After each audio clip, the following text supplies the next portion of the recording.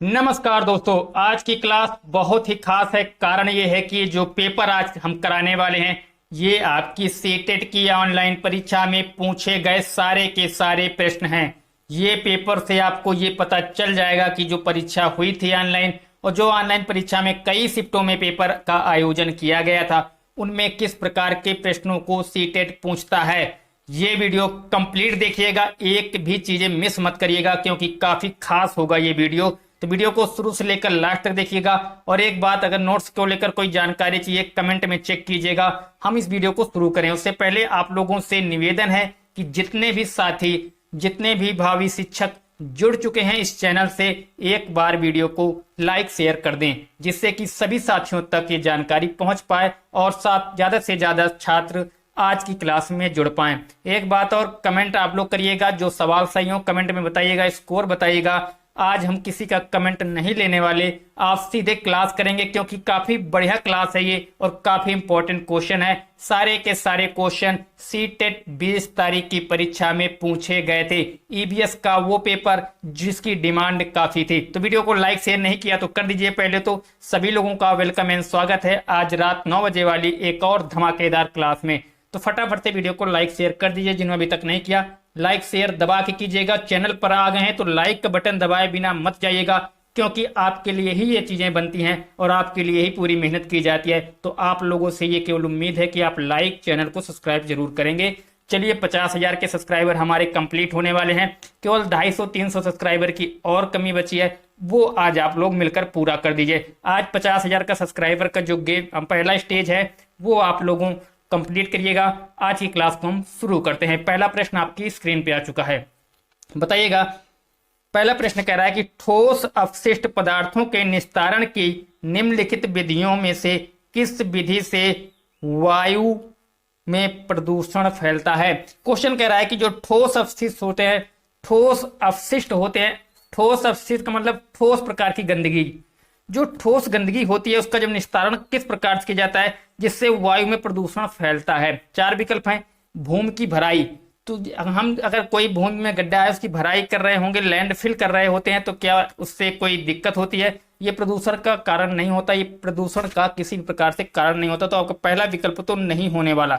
दूसरा कह रहा है कंपोस्ट, हम अगर कंपोस्ट बनाते हैं, खाद बनाते हैं जैविक तरीके से, क्या ये आपके प्रदूषण का काम करेगी? बिल्कुल भी नहीं करेगी। तो दूसरा विकल्प भी आपका कंपोस्टिंग जो है वो नहीं होगा।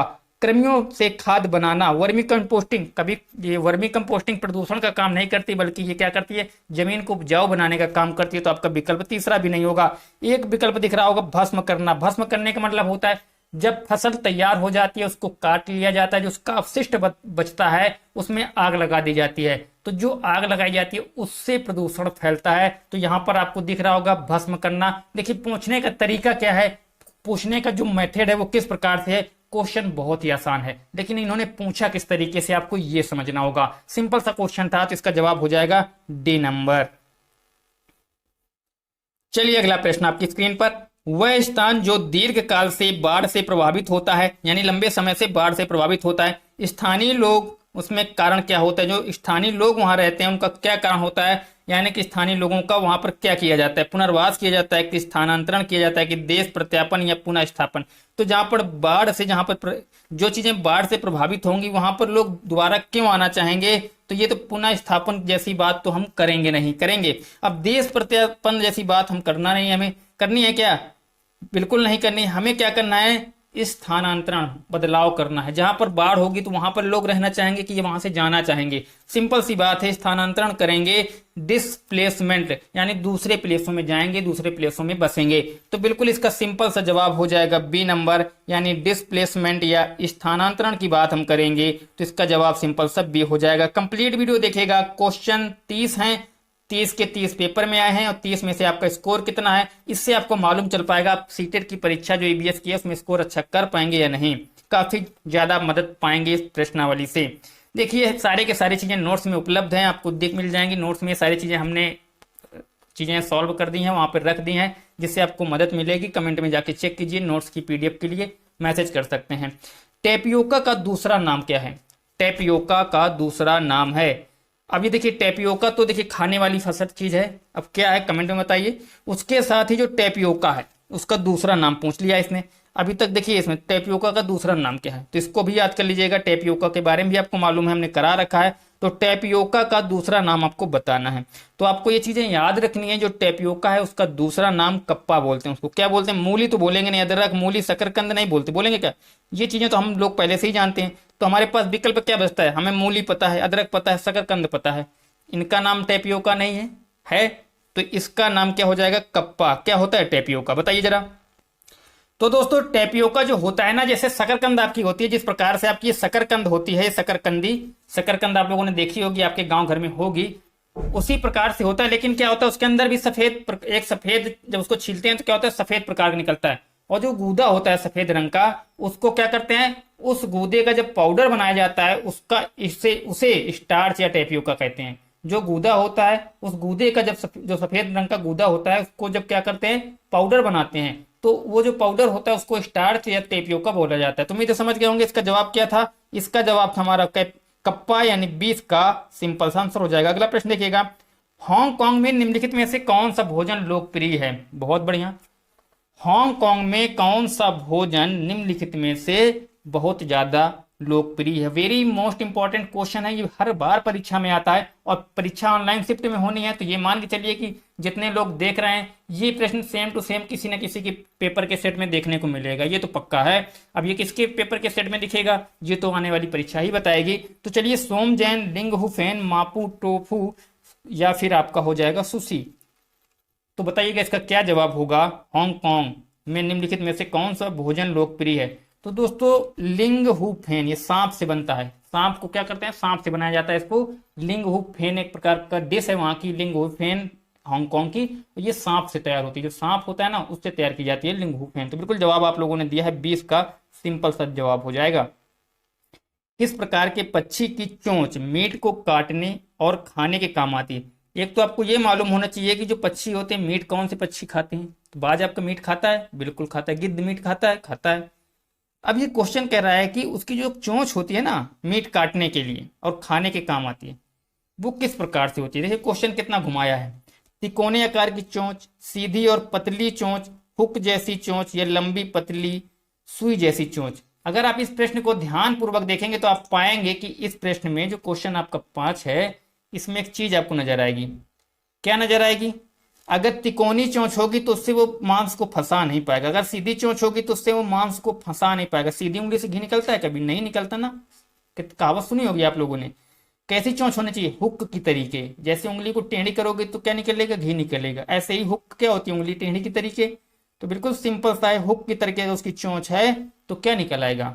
सिंपल सा इसका जवाब हो जाएगा, चोंच उसकी हो जानी चाहिए हुक की तरीके। सिंपल सा इसका सी जवाब है। और आप लोगों ने बढ़िया तरीके से इसको समझ लिया होगा किस प्रकार से क्वेश्चन कह रहा है। कितना आसान क्वेश्चन है, और बिल्कुल आसान क्वेश्चन पूछे गए हैं, पूछे जाते हैं, लेकिन बस करने का तरीका आप लोगों को आना चाहिए। यहाँ तो आप लोग कर लेते हैं, लेकिन परीक्षाओं में प्रेशर की वजह से नहीं कर पाते। लेकिन ध्यानपूर्वक आसानी से करिए, बढ़िया से करेंगे।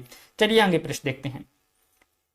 एक अध्यापिका को कक्षा 4 के बच्चों को शीघ्रता से बनने वाले नाश्ते के संबंध में कक्षा में पढ़ाना है। अब शीघ्रता से कौन सा व्यंजन बनेगा? बताओ, शीघ्रता से कौन सा व्यंजन बनेगा? शीघ्रता से कौन सा व्यंजन बनेगा बताओ। तो जल्दी अगर आपको बनाना है तो अंडे की सैंडविच बनाने में भी कुछ समय लगेगा, कस्टर्ड बनाना है तो भी कुछ समय लगेगा, डोसा बनाना है तो भी कुछ ना कुछ समय लगेगा। लेकिन भेलपूरी बनाने में क्या है? आपके पास लाई रखी होनी चाहिए, दाल मोट रखी होनी चाहिए, प्याज याज कटा रखा होना चाहिए, मिला दो और बन गई भेलपूरी। कितना आसान है। तो बिल्कुल, तो आपको जो तैयार करना है, जल्दी तैयार करने वाला भोजन क्या होगा? तो सीधा सीधा वो बताएगी अध्यापिका की भेलपूरी। कितना आसान क्वेश्चन है। तो बिल्कुल इसका जवाब डी हो जाएगा। आप लोगों ने कर भी दिया होगा। आगे देखो, पट्टचित्र की कला किस राज्य की परंपरागत पेंटिंग या हस्तशिल्प है? जो ये पट्टचित्र की कला है, किस राज्य की परंपरागत पेंटिंग या हस्तशिल्प है? जवाब दीजिएगा इसका फटाफट से, कौन सा इसका जवाब होगा? पट्टचित्र के बारे में हमने करा रखे हैं सारे के सारे, ये जितने भी कला के बारे में है सारे के सारे करा चुके हैं। चैनल पे जाके वीडियो देखिए। मध्य प्रदेश, उड़ीसा, गुजरात, महाराष्ट्र। मध्य प्रदेश, उड़ीसा, गुजरात या महाराष्ट्र। Question number 7। तो दोस्तों ये जो पट्टचित्र है ना आपका, क्वेश्चन नंबर 7, जो आपका ये पट्टचित्र है, ये कहाँ से संबंधित है? ये आपको याद रखना है, ये उड़ीसा से संबंधित है। ये उड़ीसा की कला है। कहाँ की है? उड़ीसा की एक परंपरागत कला है पट्टचित्र। बहुत बढ़िया, बी जवाब हो जाएगा।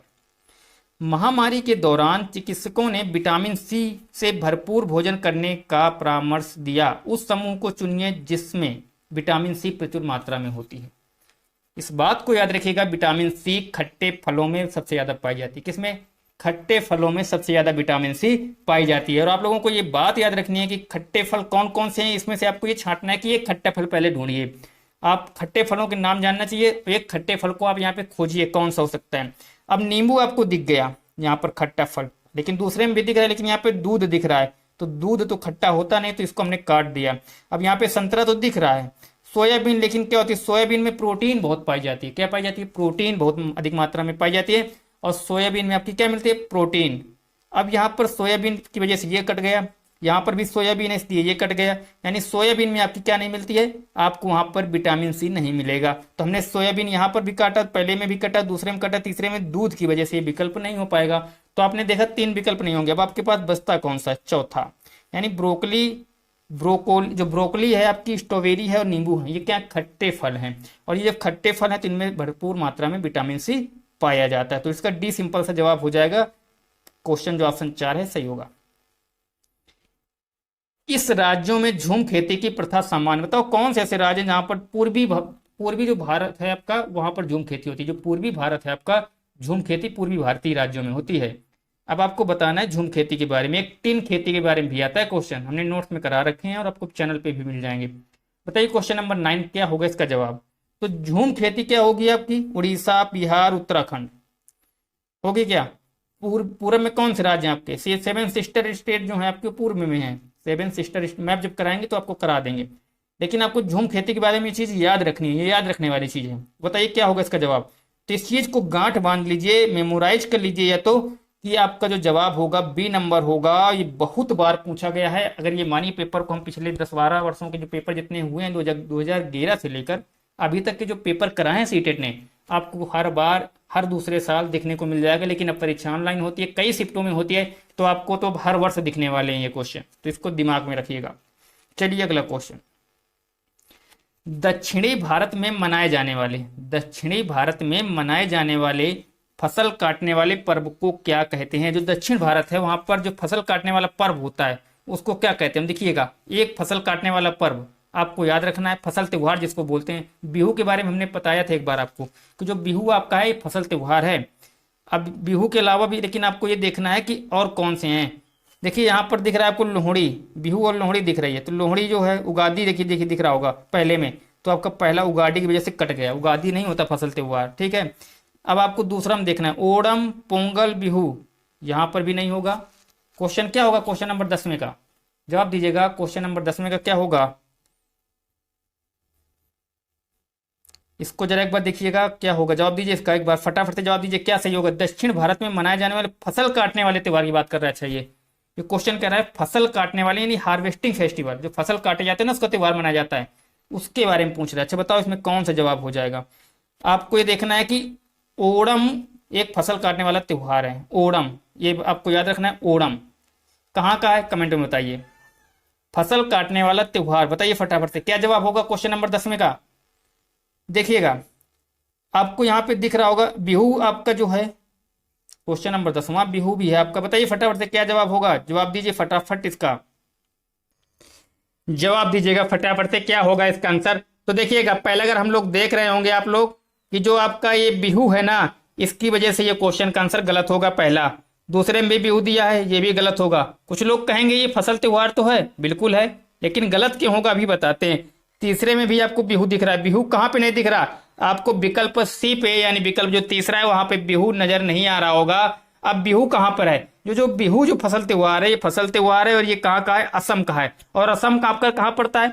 असम आपका पड़ता है उत्तर पूर्वी भारत के राज्य है। ये उत्तर पूर्व में, ये भारत के उत्तर पूर्व में पड़ता है, जबकि क्वेश्चन में उसने पूछा है दक्षिण भारत के बारे में, उत्तर भारत के बारे में नहीं। तो ये असम आपका पड़ता है, ये उत्तर भारत में पड़ता है, इसलिए बिहू देखकर हमने विकल्पों को एलिमिनेट किया। अब हमारे पास केवल सी विकल्प बचता है, इसलिए इसका जवाब सी सिंपल सा हो जाएगा। चलिए आगे के प्रश्न में। वर्ली जनजाति वर्ली आर्ट कला के लिए सुप्रसिद्ध है। वर्ली जनजाति वर्ली आर्ट कला के लिए प्रसिद्ध है। बताओ वर्ली जनजाति के बारे में। घास और पत्थरों से, बांस और पत्थरों से। क्वेश्चन नंबर वर्ली के बारे में बताओ फटाफट से। 11 आ गया आपका वर्ली जनजाति, बताइएगा कहाँ से संबंधित है। तो वर्ली जनजाति आपको मालूम होगा कि वर्ली जनजाति आपकी कहाँ पर है। ये जो वर्ली जनजाति है ये महाराष्ट्र में पाई जाती है। कहाँ पर? महाराष्ट्र में। अब ये पूछ रहा है कि वर्ली जनजाति वर्ली आर्ट कला के लिए सुप्रसिद्ध है, जो कि बनती है, जो वर्ली कला बनती है वो किस चीज से बनती है। क्वेश्चन नंबर 11 जवाब दीजिएगा फटाफट से, क्या इसका जवाब होगा सही क्वेश्चन नंबर 11 का। तो देखिएगा जो गाय का गोबर होता है उससे बनती है वर्ली पेंटिंग। जो वर्ली कला है, वर्ली आर्ट है, वो गाय का गोबर और मिट्टी को मिलाकर बनती है। बाकी आपके विकल्प जो पहला घास से, बांस से, मिट्टी से नहीं बनती, गाय के गोबर और मिट्टी से बनती है। दिमाग में बैठा लीजिए, बिल्कुल इसका जो जवाब हो जाएगा सी हो जाएगा, सिंपल सा। आगे देखो क्वेश्चन 12, भारत के किन राज्यों के समूह से कर्क रेखा गुजरती है। एक तो आपको याद रखना है कि भारत के 8 राज्यों से, कितने राज्यों से? 8 राज्यों से कर्क रेखा गुजरती है। अगर इसको शॉर्टकट की हम बात करें तो मित्र पर गमछा छार, ठीक है ना। मित्र मतलब कि मी का मतलब हो गया आपका मिजोरम, त्रा का मतलब हो गया त्रिपुरा। ऐसे याद कर सकते हैं आप लोग, सर्च भी कर सकते हैं, गूगल कर सकते हैं। तो मित्र पर गमछा छार, ये 8 राज्यों से आपकी क्या गुजरती है? कर्क रेखा। लेकिन क्वेश्चन क्या कह रहा है, भारत के किन राज्यों के समूह से कर्क रेखा गुजरती है। अब आपको आंसर चेक करना है, क्या होगा क्वेश्चन नंबर 12। तो देखिएगा मित्र पर गमछा छार, तो छा में आपका छत्तीसगढ़ भी आ रहा है, झारखंड भी आ रहा है, गुजरात भी आ रहा है। गा यानी गमछा गा, तो आपको देखिए छत्तीसगढ़, गुजरात और ये आ रहा है। उत्तर प्रदेश आ रहा है कहीं पर? मित्र पर गमछा छार जो फार्मूला है, 8 राज्य है उसमें उत्तर प्रदेश आ रहा है, इसमें भी उत्तर प्रदेश है, आ रहा है कहीं? अभी यहां पर कह रहा है आंध्र प्रदेश। आपको देखिएगा झारखंड तो आता है, बाकी आपको नहीं दिख रहे होंगे। तो बिल्कुल इसका जो जवाब सही क्या होगा, क्वेश्चन नंबर 12 का जो जवाब होगा वो हो जाएगा आपका छत्तीसगढ़, गुजरात और झारखंड। अगर आप इसका फार्मूला लिखते हैं, मित्र पर गमछा छार, मित्र पर गमछा झार, तो अगर आप इसका फार्मूला लिखेंगे तो झारखंड अंत में है आपका, मान लीजिए मिजोरम, त्रिपुरा है कि नहीं आपका, गुजरात हो गया है आपका। तो ऐसे आप निकाल सकते हैं, गूगल कर सकते हैं, इसको बताने की जरूरत नहीं। इसका जो विकल्प होगा बी हो जाएगा, सिंपल सा। ज़्यादा इसमें डिस्कशन हम कर चुके हैं, क्योंकि आज पेपर करा रहे हैं, आपको स्कोर पता करना है कि आप लोग कितनी तैयारी है, इसलिए इसको आप लोग करिए, डिस्कशन ज़्यादा इसमें नहीं करेंगे। कोई समस्या होगी तो आप जो आगे वीडियो आएंगे उसमें आपके सारे डिस्कशन कर दिए जाएंगे। कोई समस्या हो तो बताइएगा कमेंट में। अजय भोपाल में है और उसे गैंगटॉक और पांडुचेरी के सम्मेलन में उपस्थित होना है। जहां पर अजय है वहां से गैंगटॉक और पांडुचेरी की क्या स्थिति है। ये नक्शा है, ये सवाल नक्शे से आया है, जो आपका मैप है उससे आया है। चलिए मैप का वीडियो किसी दिन करा देते हैं पूरा। इसका क्या उत्तर होगा, अगर किसी को मालूम है तो इसका आंसर कीजिए। ज्यादातर लोगों को इसका आंसर शायद ना मालूम हो, अगर किसी को मालूम है तो करिएगा आंसर इसका क्या होगा। और लाइक शेयर अभी तक नहीं किया तो वीडियो को जितने भी भाई बहन देख रहे हैं, जितने भी भावी शिक्षक देख रहे हैं, तो एक बार वीडियो को लाइक का बटन दबा दें। सभी लोग लाइक का बटन सभी लोग दबाइए, वीडियो को शेयर कीजिए ज्यादा से ज्यादा ग्रुपों में, जिस भी ग्रुप में आप लोग जुड़े हैं, क्योंकि ये पेपर ऑफिशियल है, इसमें किसी भी प्रकार की एडिटिंग नहीं है, किसी भी प्रकार की आंसर में आपको गलती नहीं मिलेगी। मतलब 0% एरर है इस पेपर के आंसर में आपके लिए। मानिएगा जो आंसर बता दिए जाएंगे वो आप 100% 700 सीटेड के आंसर हैं, तो इसलिए आप लोग तैयारी उस हिसाब से करिए और अच्छी तरीके करिए। तो शेयर कर दीजिए और लाइक का बटन दबाइए। क्वेश्चन 13 का जवाब जब तक दीजिए आप लोग। अजय भोपाल में है और उसे गैंगटॉक और पांडुचेरी के सम्मेलन में उपस्थित होना है। जहां पर अजय है वहां से गैंगटॉक और पांडुचेरी की क्या स्थिति है। गैंगटॉक और पांडुचेरी की स्थिति क्या है। उत्तर पश्चिम और दक्षिण पश्चिम, उत्तर पश्चिम और दक्षिण पूर्व, उत्तर पूर्व और दक्षिण पूर्व, उत्तर पूर्व और दक्षिण पश्चिम। Question number 13। तो ये ध्यान रखिएगा, ये कहां पर पड़ता है, उत्तर पूर्व में और दक्षिण पूर्व में, ठीक है ना। ये क्वेश्चन बहुत आया है, सेम टू सेम क्वेश्चन आता है, इसको चाहे रट लीजिएगा, सेम टू सेम क्वेश्चन आता है, उत्तर पूर्व और दक्षिण पूर्व। बाकी नक्शा जब कराएंगे आपको तो वहां पे आपको सारी चीजें मिल जाएंगी, परेशान मत होना, ठीक है। चलिए क्वेश्चन नंबर अगला, निम्नलिखित में से कौन सा सबसे छोटा प्रवासी पक्षी है जो उत्तरी ध्रुव क्षेत्र से भारत आता है। जो उत्तर के ध्रुव से भारत के क्षेत्र में आता है, बताइएगा इसका जवाब। बहुत बढ़िया क्वेश्चन है, बहुत ज्यादा पूछा गया है, बहुत सिंपल सा क्वेश्चन है। क्वेश्चन नंबर 14 देखिएगा, उसको क्या बोलते हैं, शिखर बतख, बिल्कुल नहीं होगा। छोटी, ये नहीं। हंसवार नहीं, उसको बोलते हैं छोटी जलरंग स्टिंक या लिटिल स्टिंट बोलते हैं इसको। लिटिल क्या बोलते हैं, लिटिल स्टिंट। इसको लिटिल स्टिंट भी आप कह सकते हैं, सिंपल सा लिटिल स्टिंट के नाम से इसको याद रख सकते हैं। इसका जो जवाब होगा डी होगा क्वेश्चन नंबर 14 का। ठीक है ना, इसको याद कर लीजिए, स्क्रीनशॉट ले लीजिए चाहे। रोनी ने इटली से भारत की यात्रा की योजना बनाई। रोनी ने इटली से भारत की यात्रा की योजना बनाई। उसके मित्र ने उसे वहां से इटालियन चीज यानी पनीर लाने के लिए कहा। कौन सी तकनीक चीज को सुरक्षित रखने और भारत में लाने के लिए उत्तम है? अब रोनी है, इटली से भारत की यात्रा की योजना उसने बना रही है। उसके मित्र ने वहां से इटालियन चीज यानी पनीर लाने के लिए कहा। कौन सी तकनीक चीज को सुरक्षित रखने के लिए, यानी कि देखिए क्वेश्चन क्या कह रहा है, देखिए क्वेश्चन ने कितना बड़ा कर दिया, लेकिन सिंपल सा क्वेश्चन है क्या, समझे आप लोग। ये कह रहा है कि पनीर लाना है उसे इटली से भारत, और वो किस तकनीक का प्रयोग करके यहां तक सुरक्षित ले आए पनीर को। बस सिंपल सा क्वेश्चन ये है। अब जवाब देखिए, डिब्बा बंद करके, या निर्जलीकरण करके, या लौड़न यानी साल्टिंग का प्रयोग करके, या फिर निर्वात पैकिंग करके। वैक्यूम पैकिंग, मतलब वैक्यूम पैकिंग ऐसी होती है जिसमें अंदर हवा नहीं होती है, ठीक है ना। वैक्यूम का मतलब वहां पर हवा नहीं होती है, हवा जीरो होती है, तो हवा वहां से निकाल दी जाती है। वैक्यूम, जब देखिए वैक्यूम की बोतलें आती है ना, उससे हवा निकाल दी जाती है। तभी क्या होता है कि ना तो वो गर्म, गर्म भर दोगे गर्म रहेगा, सर्दी मतलब ठंडी चीज भर दोगे ठंडी चीज, तो वो ठंडी ही बनी रहती है। तो वैक्यूम की वजह से वैक्यूम क्रिएट हो जाता है वहां पर, यानी कि वहां पर हवा वहां से निकल जाती है।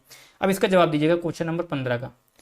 तो सिंपल सा है, जब हम क्या करेंगे, निर्वात यानी वैक्यूम का प्रयोग करेंगे, वैक्यूम का प्रयोग करके हम लाएंगे, तो तभी क्या होगा, जैसा उसको रख देंगे वैसा ही बना रहेगा, क्योंकि वहां पर जो चीजें क्रिया नहीं हो पाएगी, जब उसको वहां पर ऑक्सीजन नहीं मिलेगी या कुछ नहीं मिलेगा, तो क्या होगा, क्रिया नहीं होगी। तो सिंपल से इसका जवाब डी हो जाएगा।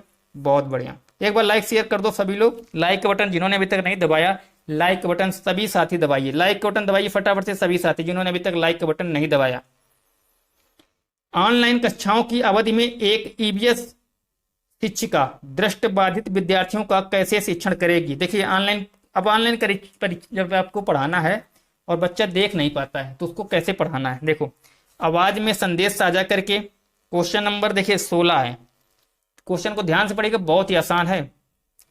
कह रही है आवाज से संदेश, बिल्कुल आवाज से संदेश तो साझा करने पड़ेंगे, तभी तो विद्यार्थी समझेगा, यानी आवाज तो उसको देनी पड़ेगी।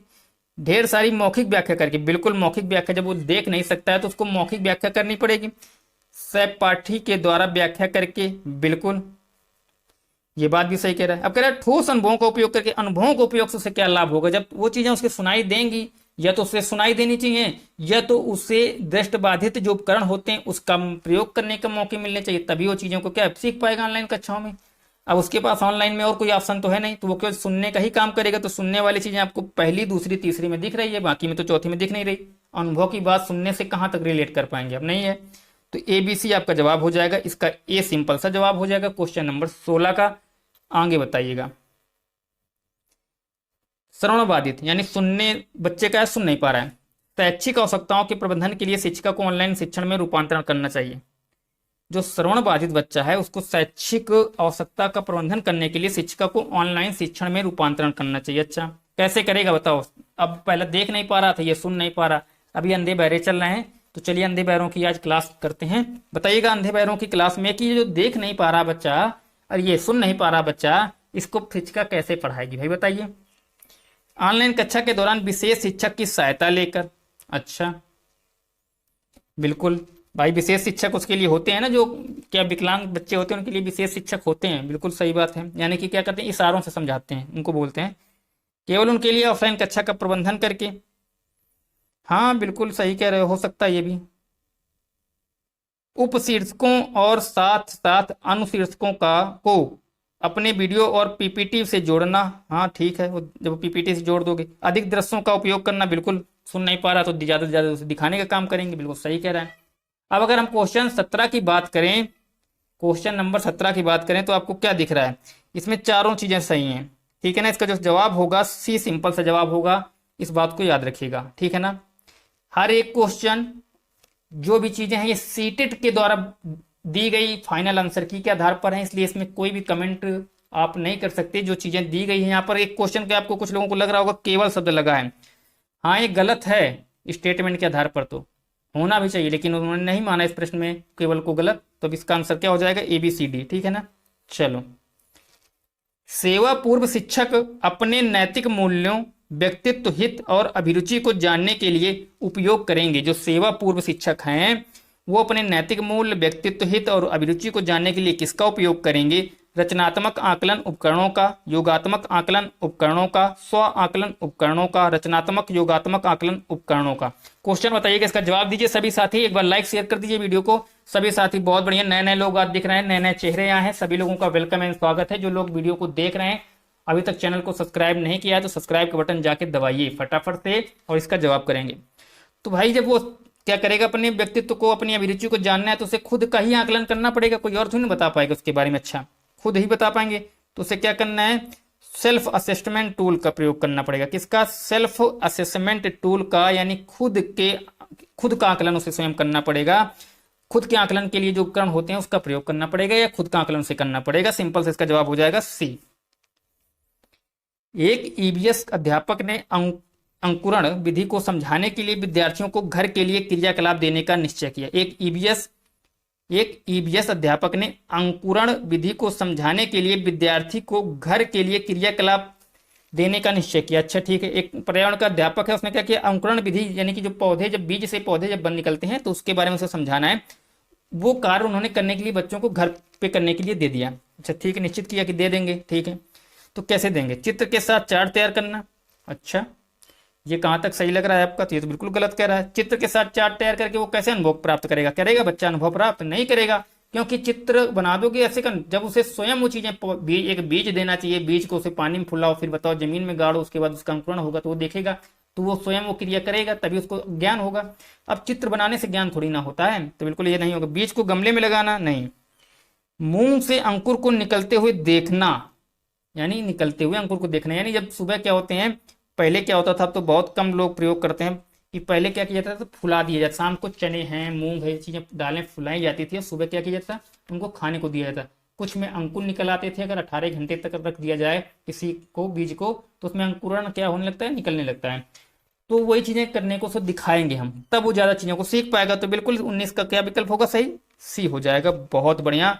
अगर आपको समझ में आ रहा है तो बताइएगा, आंसर कमेंट में जरूर बताइएगा। 30 में से आप लोगों ने कितना प्रश्न किया? जो लोग बाद में जुड़ रहे हैं वो जहां से भी जुड़े हैं वहां से बताइएगा, जितने प्रश्न उन्होंने अटेम्प्ट किए उसमें से कितना सही किया। अगर आप लोगों ने अच्छा स्कोर किया तो ये मानिएगा कि आप लोग ठीक ठाक बैलेंस में है। आपको थोड़ी और क्या करना है, जैसे हीरे को थोड़ी सी तराशने की जरूरत पड़ती है, वैसे आपको तराशने की जरूरत पड़ेगी, आप लोग पेपर आसानी से निकाल लेंगे। लेकिन ऑनलाइन परीक्षा है, इस बार चीजें बदलेंगी। वो चीजें हमने ईबीएस के नोट्स में शामिल कर दी हैं। उसके लिए आपको कमेंट बॉक्स चेक करना है, मैसेज करिए अगर आपको ईबीएस के नोट्स चाहिए।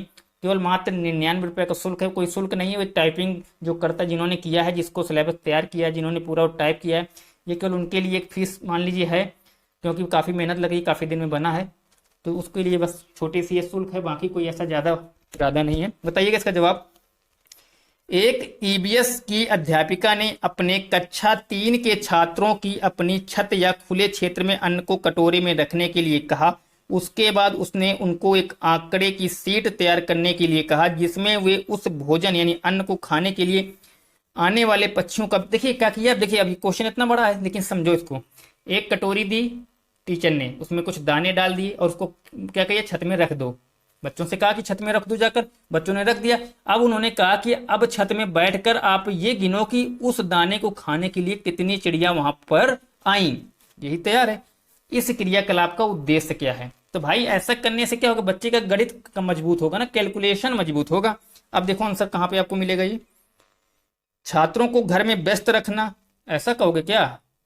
छात्रों को घर में व्यस्त रखना, भैया ये तो कभी भी विकल्प नहीं होगा। व्यस्त रखने वाली बात हमें करनी नहीं है। छात्रों को उन पक्षियों के लिए संवेदनशील करना कि लुप्त होने के कगार पर, ऐसा नहीं करना, ये चीजें नहीं है। पक्षियों की जातियों और उनके खान पान की आदतों के प्रति अवलोकन और कौशल विकास, ये ज्यादा अच्छा होगा। यानी गणितीय विकास होता है, विकल्प तो भी सही है। और यानी कि और जो पक्षी, इससे ये पता चल जाएगा कि कौन सा पक्षी उन दानों को खाने आता है और क्या उसका बिहेवियर रहता है। उसका अवलोकन करने से पक्षियों के बारे में ज्यादा से ज्यादा जानकारी जुटाए पागा, बच्चा जो है जुटा लेगा, यानी जुटाने का प्रयास करेगा या जुटाएगा। तो ये ज्यादा अच्छा विकल्प लग रहा है हमें। जीवित प्राणियों के प्रति देखिए सहानुभूति जैसी कोई बात नहीं है। यहाँ पर क्या कर रहा है, अध्यापिका का मकसद ये था कि जो जातियां हैं पक्षियों की, कौन कौन सी जाति उन दाने को खा रही है और उनकी आदत कैसी है, उनमें अवलोकन, उसी चीज का अवलोकन करा रही है अध्यापिका बच्चों से। यानी कि ये क्या हो रहा है, ये बच्चा स्वयं कर रहा है, स्वयं करके सीख रहा है। बहुत बढ़िया। आगे देखो 21 नंबर में आपको कह रहा है,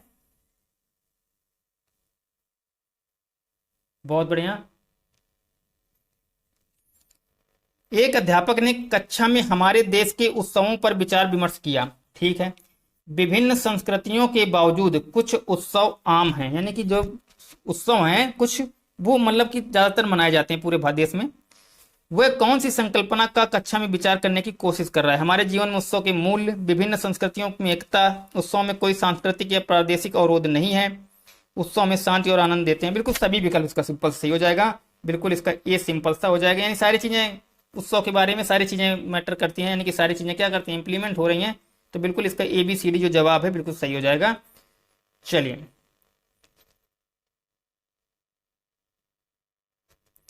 एक ग्रामीण विद्यालय की अध्यापिका भोजन संरक्षण की तकनीकों का शिक्षण दे रही है। ग्रामीण क्षेत्र की विद्यालय की अध्यापिका है, वो भोजन को कैसे सुरक्षित रखा जाए उसके बारे में बता रही है। सबसे उपयुक्त विधि कौन सी होगी या उत्तम युक्ति कौन सी होगी? आपने अपने आप विभिन्न संरक्षण विधियों के प्रतिरूपों को चार्ट बनाकर उसका उपयोग करना। ये कहाँ तक भाई बात सही है? अपने आप यानी चार्ट बनाकर भोजन के उन नमूनों को प्रदर्शन करना जिन्हें संरक्षित किया जाता है।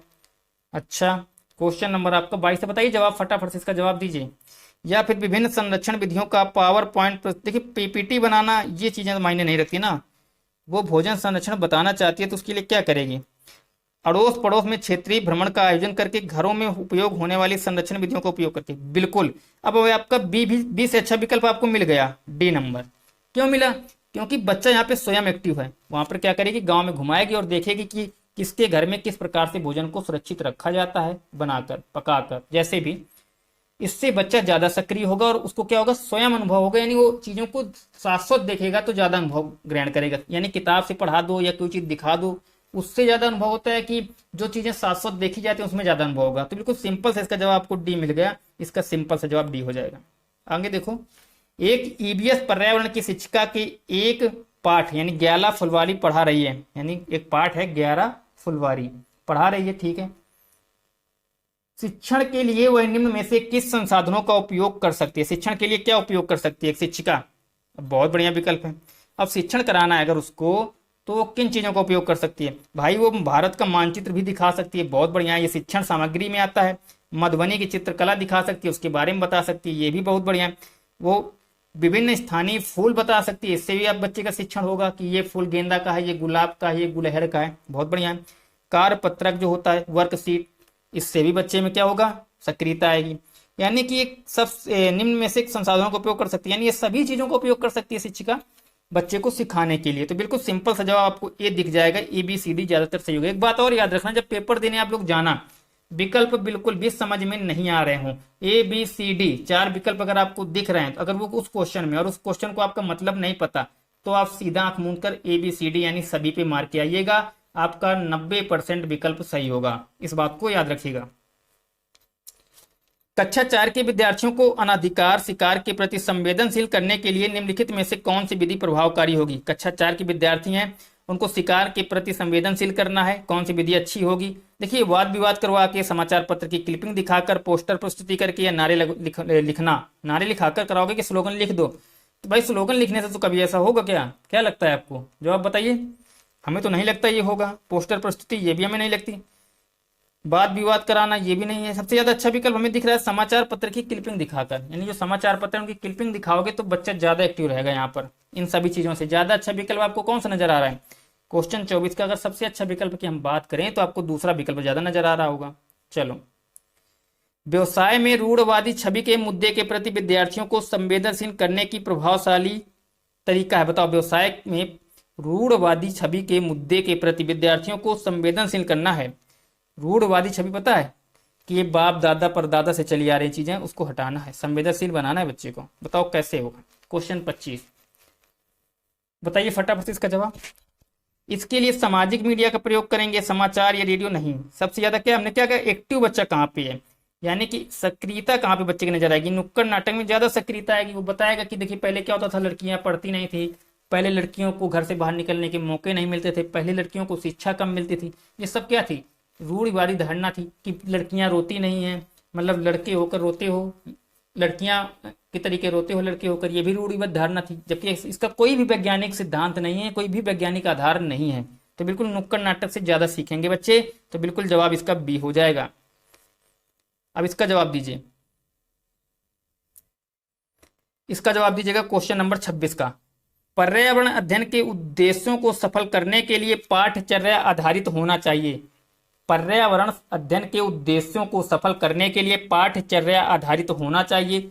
पर्यावरण अधिगम, बताइए, लर्निंग द इन्वायरमेंट, बताइए, के साथ, के लिए, से, के बारे में, के माध्यम से, के लिए, मध्य, के लिए, के साथ, के मध्य, मध्य के। अब सिंपल सा है, क्या करना है, कहना क्या चाहता है, ये है प्रश्न कि जो पर्यावरण अध्ययन के उद्देश्य है उसको सफल बनाने के लिए पाठचर्या जो है आपकी उसमें क्या आधारित होना चाहिए। ऐसे प्रश्नों को शामिल करना है जिसमें क्या हो, बच्चे को मतलब प्रश्नवाचक शब्द जिसमें आए, यानी कि ये कहानी अधूरी है, इसको पूरा करो। यानी बच्चा कहाँ पे अपना मन लगाएगा, कहाँ दिमाग लगाएगा, कहाँ पे उसका संज्ञान काम करना शुरू करेगा। रटी रटाई चीजें नहीं होनी चाहिए। रटी रटाई चीजें जहां नहीं होंगी वहां पर बच्चा एक्टिव होगा, उसको ऐसे काम दिए जाएंगे जो उसमें क्या होना चाहिए, क्रिएटिविटी, रचनात्मक कार्य हों। ऐसे कार्य जैसे कि किसी पे बच्चे क्या करते हैं, छोटे में गाड़ी, छोटी गाड़ी होती खिलौने, उसको तोड़ देते हैं, फिर उसको जोड़ने का प्रयास करते हैं। ऐसी चीजें दे देना, इससे रचनात्मकता आएगी, बच्चा देखेगा कि अच्छा कैसे जुड़ेगी, कैसे जुड़ी थी। तो ये क्या रहा है, क्वेश्चन नंबर 26 का जवाब दीजिएगा। क्या होगा इसका जवाब, तो के बारे में, यानी किसी चीज के बारे में बताओ, किसी पेड़ पौधे के बारे में बताओ, उसके माध्यम के बारे में बताओ, से के बारे में बताओ, के लिए बताओ। तो बिल्कुल हमने एक बात और बताई है आपको, ज्यादा बड़ा विकल्प भी आपको नजर आए, पेपर में क्वेश्चन समझ में ना आए तो भी आप आंसर कर सकते हैं। दो चीजें, सभी पर अगर विकल्प नहीं समझ में आ रहा, सभी का ऑप्शन दिया है तो भी टिक कर सकते हैं। अगर सीटेट में क्वेश्चन नहीं समझ में आ रहा तो भी अगर सबसे बड़ा विकल्प जो नजर आए उस पर टिक कर सकते हैं। ये इनकी संभावना जो रहती है सही होने की वो 90% रहती है, ठीक है ना। चलो इसका जवाब क्या हो गया, 20 का सिंपल सा जवाब होगा। आगे की क्लास प्रश्न जो है आप लोग देखिए। अध्यापक ने अपने छात्रों को विद्यालय के बगीचे में गुलाब के पौधों को ढूंढने के लिए कहा। छात्रों ने देखा कि कुछ में फूल नहीं खिले हैं। उसने उन्हें निर्देश दिया कि वे पौधों को प्रतिदिन देखेंगे कि कितने दिन में उसमें बाहर आती है, यानी कितने दिन बाद फूल आते हैं। यहाँ पर अध्यापक निम्न में से क्या विकास कराना चाहता है। प्रयोग के आंकड़ों को दर्ज कराने का कौशल, छात्रों में जिज्ञासुता, बहुत बढ़िया, ये अच्छी बात है एकदम से। यानी कि जो जिज्ञासा है इसमें कह रहा है, ये तो एक अच्छी बात है बिल्कुल। जो आपकी जिज्ञासा की बात कह रहा है तो ये तो बिल्कुल एक्टिव विकल्प है, ये तो होना चाहिए। और विकल्प पढ़िए, प्राकृतिक सौंदर्य के अजूबे देखना, फूलों को पुष्पित होने की क्रिया का आनंद लेना। देखिए आनंद लेना, अजूबे देखना, ये चीजें नहीं। प्रयोग के आंकड़ों को दर्ज करने का कौशल और छात्रों में जिज्ञासा का होना, ये दोनों विकल्प ज्यादा सही हैं। तो आपको क्या दिख रहा है इसमें, बी विकल्प दिख रहा है, सबसे अच्छा विकल्प भी है क्वेश्चन नंबर 27 का। आगे देखो, ट्रैफिक स्थल या चौराहे पर कुछ व्यक्ति अपने वाहन का इंजन बंद नहीं करते हैं। एक ईबीएस शिक्षिका ने अब इस विषय पर कक्षा में चर्चा की। वह छात्रों को क्या संप्रेषित करना चाहती है।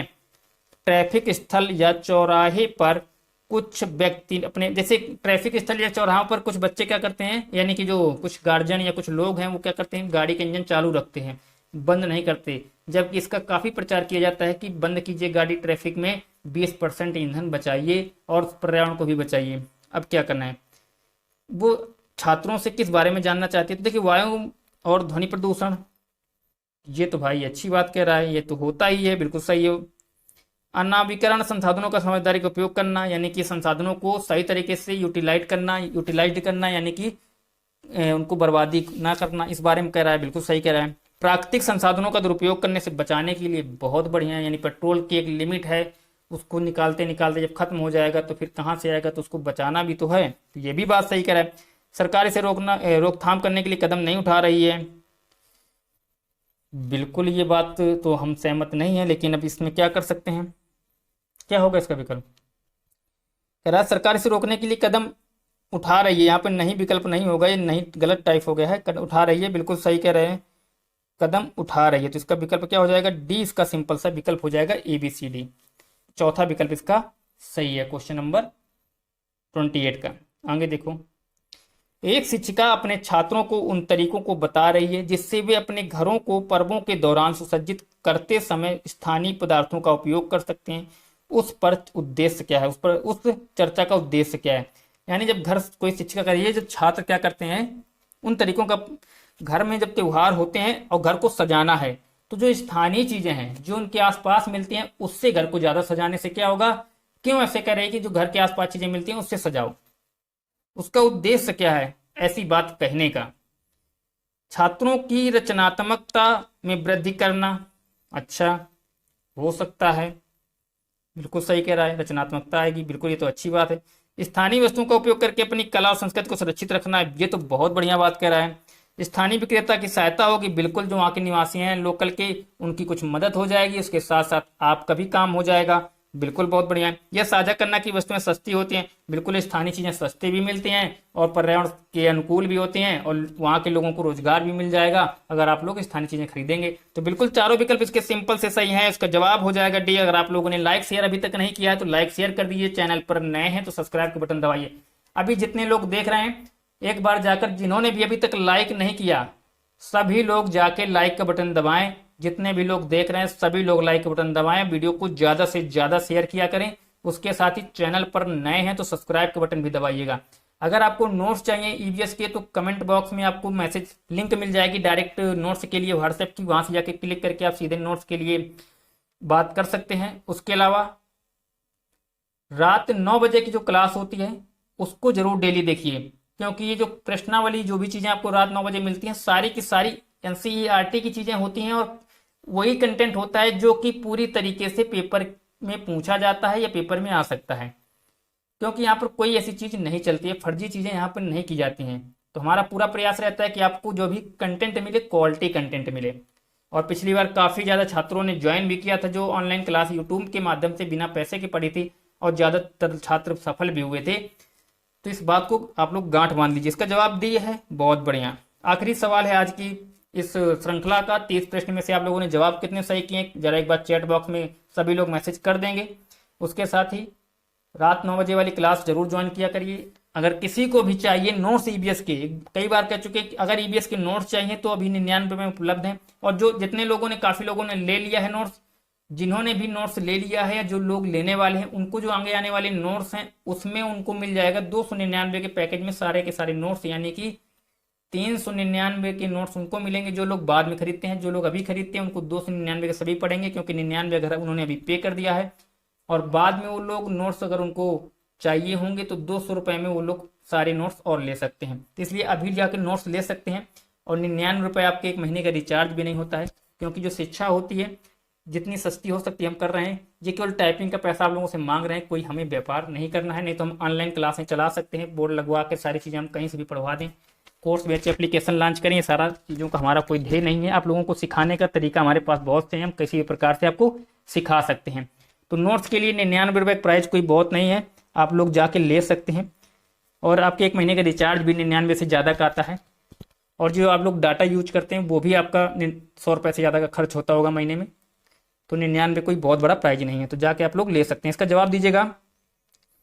निम्नलिखित में से कौन सा साधन पर्यावरण अध्ययन के विद्यार्थी के आकलन के लिए गुणात्मक आंकड़े को इकट्ठा कर सकता है? अच्छा, देखने के अभिलेख, पेपर पेंसिल परीक्षण, कार्य पत्रक या कार्यक्रम निर्धारण मापनी या रेटिंग स्केल। इसको हमने कराया था बहुत पहले, और ये देखिए पेपर में आया था, हमने पिछले वर्ष इसको कराया था। ये जो आपको पेपर हम आज लेकर आए, इनमें लगभग आधे प्रश्न हमने पिछले बार केवल 2 दिन की क्लास में करा दिए थे। आखिरी के 2 दिन की क्लास में हमने आधे से ज्यादा प्रश्न करा दिए थे। 10-10, 15-15 अंक के 2 दिन की क्लास से हमारे पेपर फंस गया था, जो कि केवल 2 से 3 घंटे क्लास चली थी। इसलिए कहते हैं कि चीजें जो भी बताई जाए उनको ध्यानपूर्वक देखा करिए। देखिए इसका जवाब क्या होगा, सिंपल सा। तो देखने वाले जो अभिलेख है ना, वो सिंपल से इसका जवाब हो जाएगा ए नंबर। और आज आप लोगों ने 30 में से कितना स्कोर किया, कमेंट में जाके बताइए। 30 आउट ऑफ कितना स्कोर हुआ? 30 में 30 किसी का हुआ, या 30 आउट ऑफ आप लोगों ने कितना स्कोर किया, बताइएगा कितना स्कोर किया। चैनल पर नए हैं तो लाइक शेयर सब्सक्राइब कर दीजिएगा। रात 9 बजे हम लोग डेली मिलते हैं, किसी भी माध्यम से मिलते हैं। क्लासें गांव से चलती हैं, इसलिए हो सकता है लाइव ना मिले, लेकिन आपको चीजें रात 9 बजे जरूर मिलेंगी। कुछ ना कुछ आपको अच्छा जरूर मिलेगा, कुछ ना कुछ क्वालिटी कंटेंट आपको डेली जरूर मिलेगा। ये आज का पेपर था, 20 तारीख का पेपर था। हमने सोचा कि काफी डिमांड थी कि पेपर एक करा दीजिए, तो इस पेपर को इसलिए कराया है कि आप लोगों को इससे पता चल जाएगा कि हाँ, ये जो पेपर होते हैं ऑनलाइन, किस प्रकार से पेपर में क्वेश्चन बनते हैं, किस प्रकार से। जो नोट्स हमने दिए हैं, अगर आप लोग वीडियो देख रहे हैं तो कमेंट में बताइएगा, काफी चीजें आपको उस नोट्स में मिल रही होंगी। और जब मिल तो सारी चीजें रही होंगी, लेकिन आप लोगों को भाषा जो है वो हम आपको ऑनलाइन यूट्यूब के माध्यम से, यहीं से आपको इसी चैनल के माध्यम से सिखा देंगे। पेपर हल करते समय आपको ये लगेगा क्वेश्चन को देखते ही कि हाँ, इसका आंसर ये होगा। तो इसके लिए जुड़े रहिए। वीडियो कैसा लगा लाइक शेयर सब्सक्राइब करके बता दीजिए। प्रतिक्रिया देना ना भूला करिए। कोई चीज़ पसंद आती है तो उसके लिए आप कमेंट में अच्छा लिख सकते हैं, अगर पसंद नहीं आती तो उसके बारे में अपनी प्रतिक्रिया कमेंट में दे सकते हैं। आज के लिए इतना ही, फिर मिलते हैं नए वीडियो में नए टॉपिक के साथ। तब तक के लिए लेते हैं आप लोगों से विदा। जय हिंद, वंदे मातरम। खुश रहिए, मुस्कुराते रहिए, अपने और अपनों का ख्याल रखिए। इसी के साथ जय हिंद सभी साथियों को। Good night, bye bye, take care.